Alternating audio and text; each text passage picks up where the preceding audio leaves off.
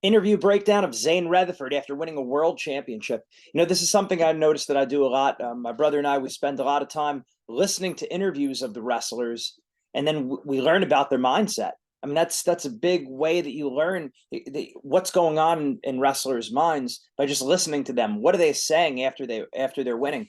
And my dad was real big on this. Whenever we would watch baseball or football as kids, or wrestling in the Olympics, where the wrestling, NCAA's, the interviews, my brothers and I, after the matches or after the games, would start talking, and my dad would always say, "Shh, listen."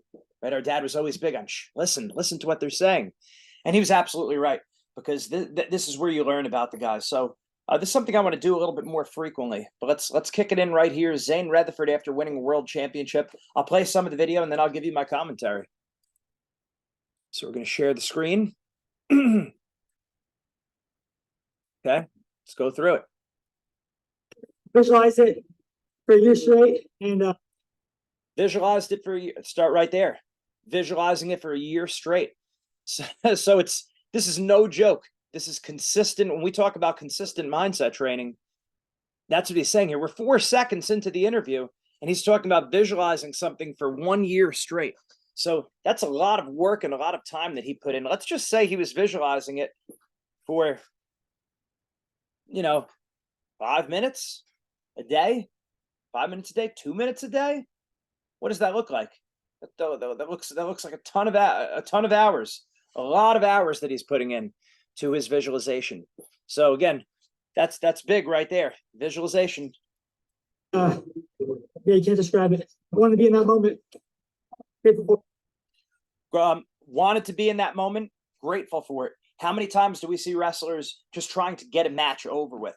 Right? I just want to wrestle my tournament and be done with it. Right? Let's just get through this weekend. I've heard a lot of parents talk like that. A lot of wrestlers talk about that, or say things like that. That I just want to get it done with.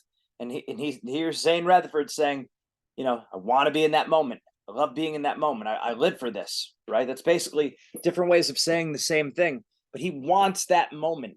So that's got to be your mentality, not getting things over with, not being done with it, but wanting to be in that moment. And immediately he goes into our mindset principle number 1. I'm thankful for the opportunity to wrestle. And right there, he said he's grateful. And you see, this is one of the constant recurring themes with Penn State.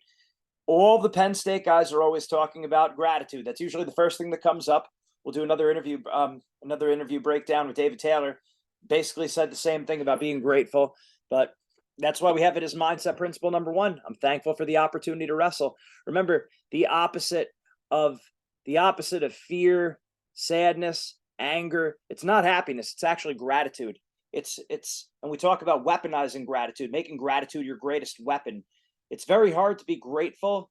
It's very hard to be scared, mad, sad, or experiencing any kind of negative emotion and grateful at the same time. So grateful is a very solid counter to a lot of negativity. So there he is. He's grateful. What the difference a year makes, right? How have you grown over the past year? Became a dad, got an amazing wife, who's super supportive. They're both here right now. Got an amazing group of people at Penn State, coaches, college athletes, RTC members. It's awesome environment to be around, and they lift you up. So interesting what Zain says here about what changed in a year. How did the last year help you? Instead of becoming a dad, and I would say right off the bat, as a dad myself, it just adds a ton of perspective.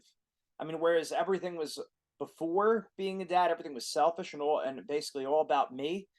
You want to talk about a death event for the self in a good way. I'm saying now, that's being a dad, because you realize everything you do is now for the other person. Now, does that mean, okay, we got middle school, high school wrestlers watching this, college wrestlers watching this?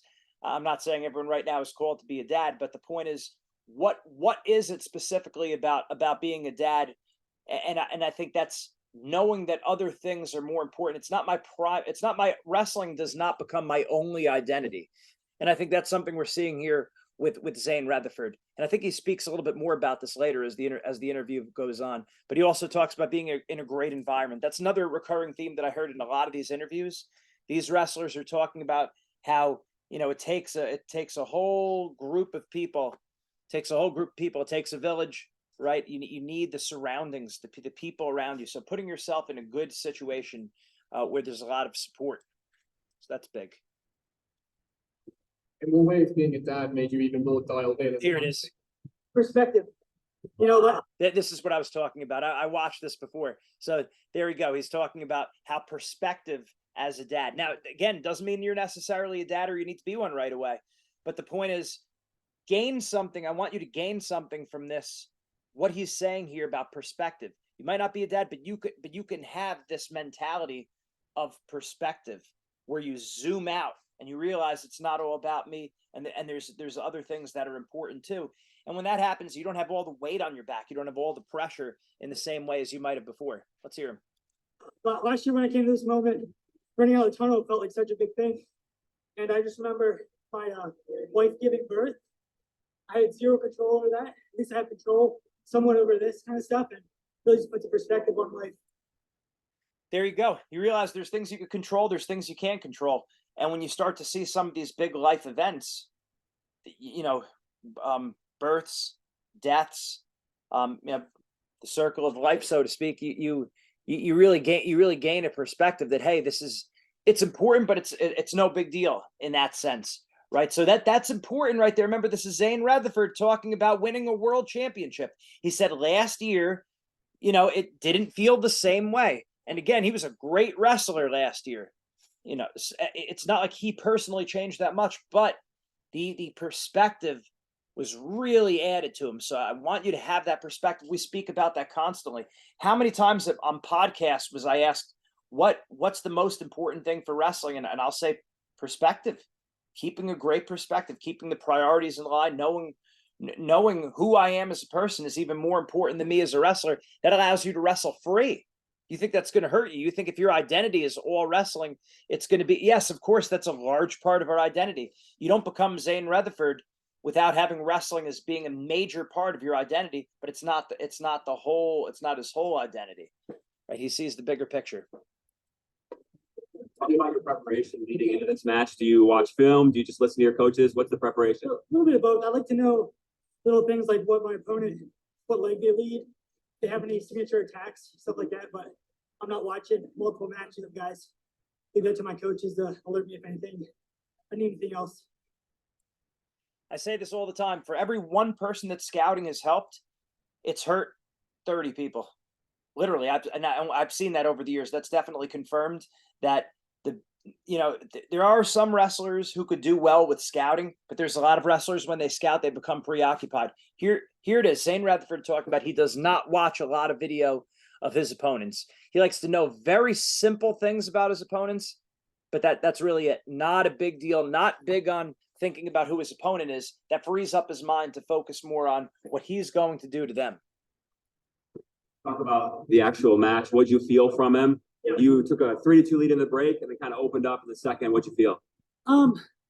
Yeah, I feel like he was scrappy in the beginning, and I felt like he started to wear a little bit.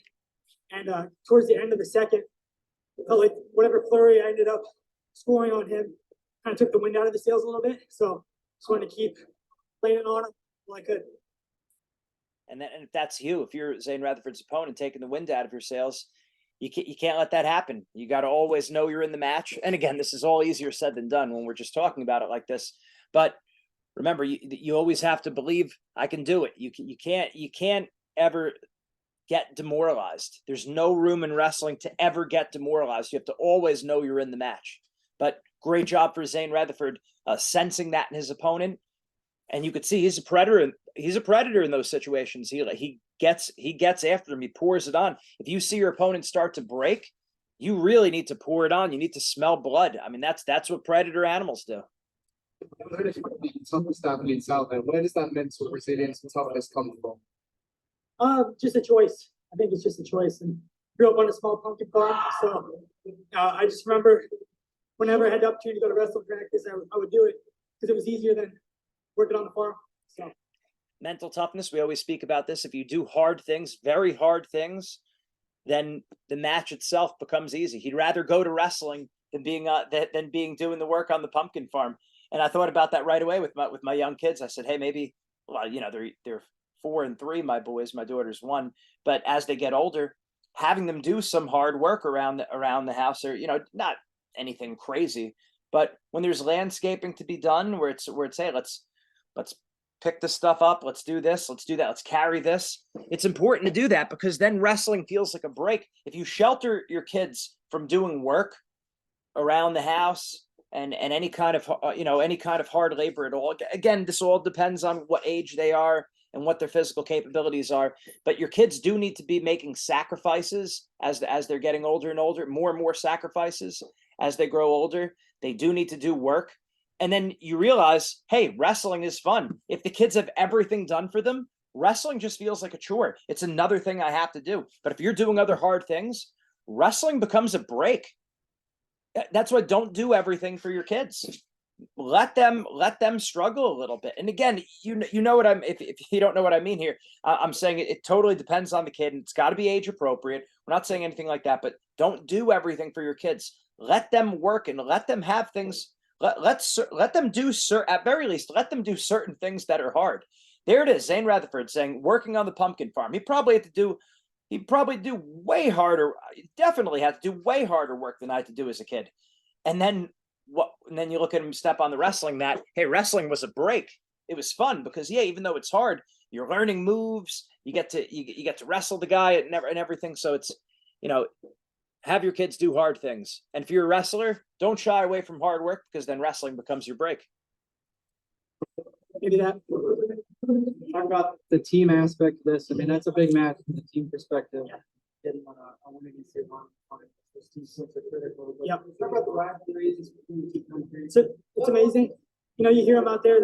The chant is legendary, and they bring it every single time. So love competing against them. They're super passionate about the sport. Last year, after I lost in the finals, I was actually on a bus with some Iranian fans. They didn't care that I took second. They're like, we know what you put into this, and super, proud of your performance, even though I'm an American. So I love wrestling Iranians.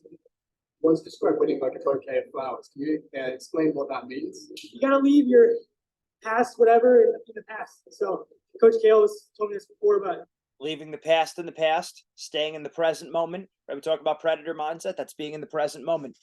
Thinking about the past, thinking about the future. That's prey mindset. you get a bouquet of flowers for your wife. It's worthwhile going to the store or picking them yourself to do it. But 2 weeks later, they wither up and die, and you got to go pick some more flowers. So just leaving that in the past doesn't discredit the work that you put in. Still a beautiful moment when it does happen, but at some point it's onward the next. So there you go. One of Kale's master analogies. And again, a lot of times you hear this, it doesn't mean all that much, but it's just, we could say certain lessons, but a lot of times when you hear it described, where, about the bouquet of flowers, this is what Kale was saying, that you get your wife a bouquet of flowers. It's all worth it. When you go to the store, you put in some extra time to get her something nice. She's happy, but then time goes on, and then 2 weeks later or whenever it is, you got to get her another bouquet of flowers, because that, that feeling wears off. So in other words, there's always, there's a few things there. There's the sacrifices to make something good happen, to make a desirable outcome, right? It takes some work and it takes some sacrifice to get that bouquet of flowers. And it's nice because you have that payoff. Your wife's very happy. You look at that the same way with your goals. You have to make sacrifices to reach your goals. But eventually that feeling wears off and it's on to the next thing. So moving forward. So again, it's one thing to say these lessons, but if you have a little bit of if you have a story to go with it, it makes it more memorable, and it's a little bit more disarming. Remember if we're just using words, that's more left brain, the analytical side of our brain. Once you tell a story and you have the imagery, that's why we say the predator mindset, predator prey mindset, because it activates the right side of your brain. I don't mean the correct side. I mean literally the right side of your brain, which is more feelings, emotions, right? And that's what's happening here when you tell the story. So you have the words to express an idea, and then you have the stories. So the words are more left brain, the stories are more right brain. What do you want to use? Both. You want to use your full brain. Right, that's a no-brainer. You want to use your full brain when you're thinking, when you're trying to learn a lesson. So the analytical side, you use the words, and then and then for the flow, the feelings, the emotions, that's the right side of the brain with stories, with music. And again, we need that. We need both. We need both. So you see that's what Kale's doing there. What's the next flower for you now? What are you moving on to? What's next? Going to Florida. My wife's family's from Florida, so gonna go there in about a week and take some time, go to the beach. Kind of got to do that. It was a busy summer, so look forward to kicking my feet up for a second and then back into the Penn State room to help the college guys get ready. One more thing. Just want to thank Shane Van Ness for being my training partner. Great dude. He sacrificed some school time to be here, and I just want to thank him because I really believe he could have been one of those guys at 70 kilograms right now. So super thankful for Shane Van Ness. Thank you. Yep. Oh, I didn't even catch that before. So Shane Van Ness is a guy we've many times been over at his dad's wrestling club, Rhino, in New Jersey. Shane was on the Wrestling Mindset program for some time. Good guy. We're gonna have him on a show sometime, hopefully very soon. So that's great. And it goes back to that theme that we were saying before about having a good environment, putting yourself around good people. And you're sacrificing yourself for other people. They're sacrificing themselves for you. So that's our video breakdown for Zain Retherford visualizing his world title for a year straight. I thought that was excellent on Flow Wrestling. So we'll give you a few more of these interview breakdowns. I think it's going to be really helpful for you. It helps you start to pick. It helps you to start to really look at these interviews with more of a discerning mind. So in other words, trying to extract the lesson. You don't ever, back to what my coach used to say, you don't want to just be in a situation where you're there and you're just thinking, great. It's like Zain Retherford, world champ, great. No. What's he saying? What can I learn from this interview? And that's what we're doing with this interview breakdown. So we'll get some more up for you and stay with us. Mindset makes the difference.